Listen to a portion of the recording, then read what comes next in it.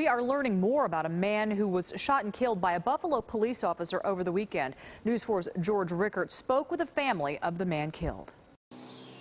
Early Sunday morning, officers heard a gunshot near Tonawanda and Hertel and pulled up to find one of their fellow officers lying in the street. He was lying face down in the middle of the road, unconscious.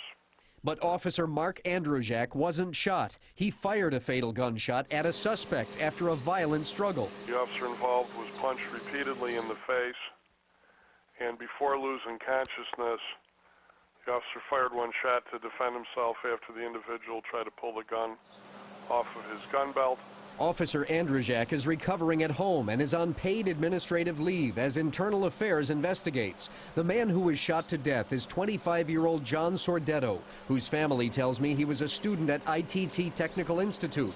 His family claims to have two witnesses who tell a different story than police. Police attorney Tom Burton says Sordetto was a convicted felon who had violated parole.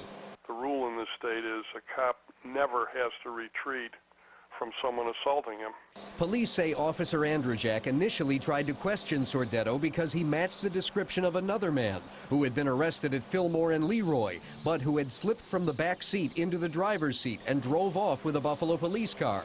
That car was found on Austin Street, but it was hours later that that suspect ended up being arrested. Sunday afternoon, when Lackawanna Police and Border Patrol agents pulled over the pickup truck he was driving on Route 5 in Lackawanna.